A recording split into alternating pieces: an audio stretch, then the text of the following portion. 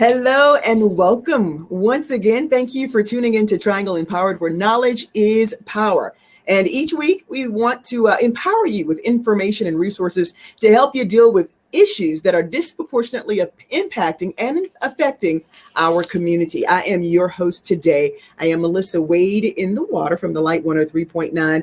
And of course, this month, we are continuing to recognize Domestic Violence Awareness Month. We're empowering those who are joining us today with different resources and scenarios and so much information. Well, today our topic is the local efforts and resources at a community level from a local domestic violence agency. And joining us is the Executive Director of Safe Space Incorporated, Miss Monica Kearney. Monica, how you doing? I'm doing well, thank you. I'm glad to be here to share this information. Such vital information. I mean, there are so many women and men that are affected by domestic violence that having you all there, being a community level agency that we can actually reach out and touch to, not just the 800 number, which those numbers are vital and important, but to actually have an agency that's right next door or in our area that we can reach out to is wonderful that you guys have decided to come on with us today for Triangle Empowered. So let's just dive into this. I have a few questions for you. One being, why is domestic violence often not reported by the victims? I would have to say from our experiences, the biggest reason is fear.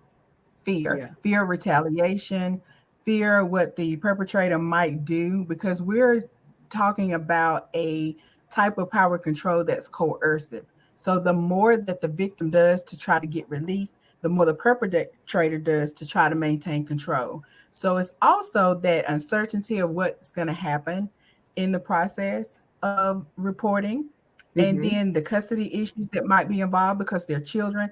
The second biggest reason would be the financial barriers that victims often face in the process of leaving, because our communities are struggling to be able to provide affordable housing and jobs that are created that impact your ability to be able to take care of yourself and children and things of that nature. So the financial instability and risk may also impact a person's choice to report or not report. Wow. Now Yeah. you all are there. Safe Space is locally for us. Can you tell me a little bit about exactly where you are and what you guys do there at Safe Space? Well, we are located in Franklin County in Lewisburg, North Carolina, but our services cover the entire county. That would be Youngsville and Bunn also. Mm-hmm. And what we do is just take a comprehensive, holistic approach to providing services to victims of domestic violence. So that entails having a 24-hour crisis hotline, a shelter program, residential shelter program that's available for victims who make the decision to leave, whether or not they are reporting the abuse or not is not a concern of ours, but mainly if that victim is in danger and needs to leave that environment immediately. We have a shelter that's set up. We also provide services to children who witness domestic violence in the home. We have Mm-hmm. licensed clinical social worker that provides services to children and families. And understanding that it really our work involves raising the consciousness of people. It's not just about leaving, but it's also understanding how to be in a healthy relationship and to recognize those red flags that may prevail in the process of dating and things of that nature. So we Mm-hmm. have a large department of people that work with primary prevention efforts, and that is just to teach our community what it looks like to be in a healthy relationship. And then Safe Space has that as well as the backdrop of the services for people who may not be in a healthy relationship or in an abusive relationship. So that's our primary prevention component. And we also have services for people who speak Spanish. And we are Wonderful. building that, our capacity in that area as well, to be able to assist that population as well. So, Wonderful. That is absolutely wonderful. There in Franklin County. So, mhm. with the pandemic going on, we have COVID-19, and of course, it has, put a halt to so many different things and not made it, as impactful. But what, or how shall I say, has the pandemic kind of impacted the care and safety of domestic violence and victims and when it comes to safe space and you dealing with those victims?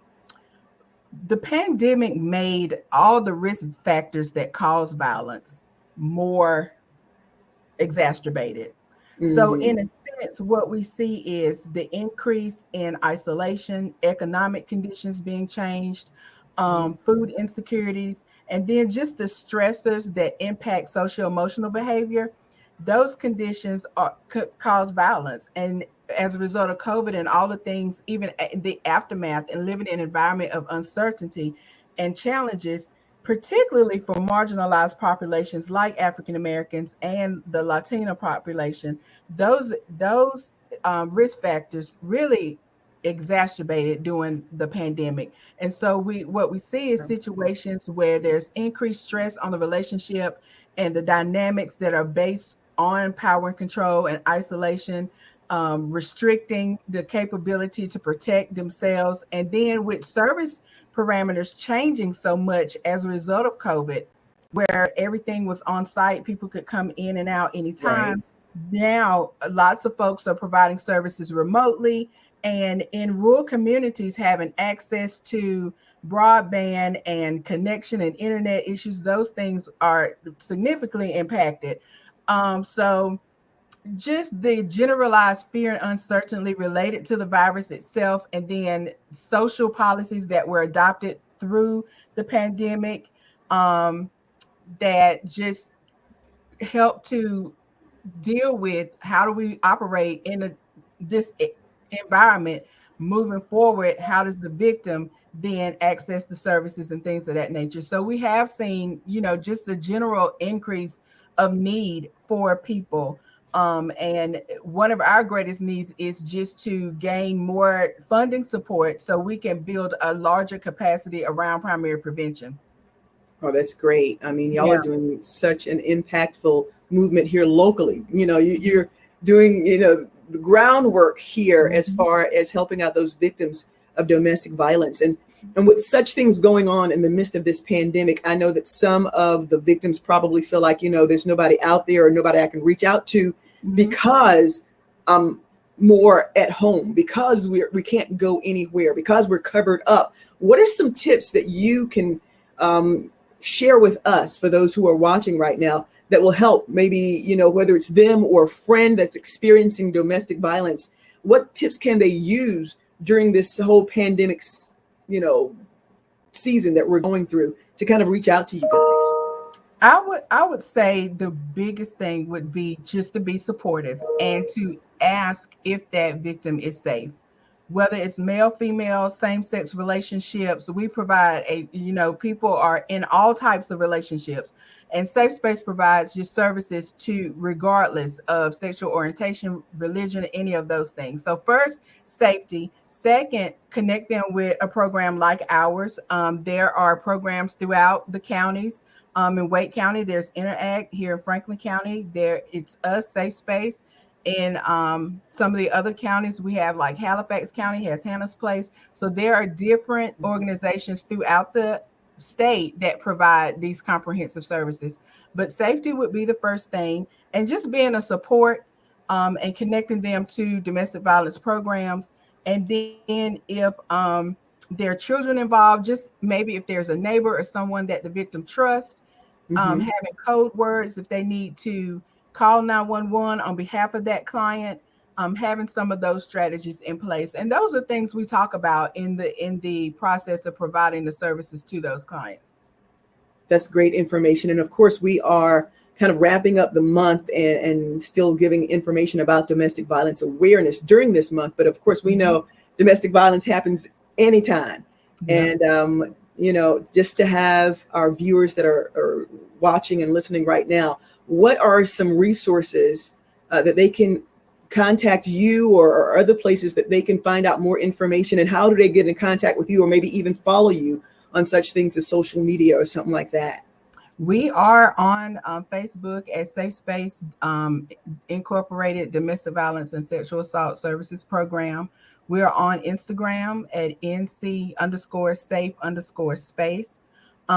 You can also find us on our website at www.ncsafespace.org.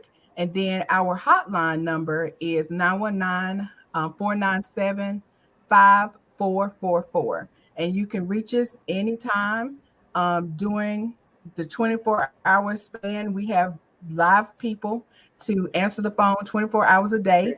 And if we can't provide the service, or if someone's in another county, like oftentimes we'll get a call from someone in Wake County, we'll refer that person back to their county. So it'll be more convenient for that person. Yeah. Wow.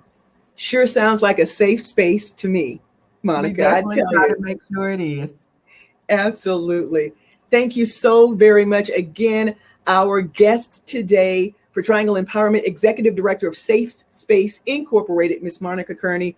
Thank you for all your wisdom, your insight, and just sharing with us during this time of domestic violence awareness. Thank you so very much. Thank you for having me.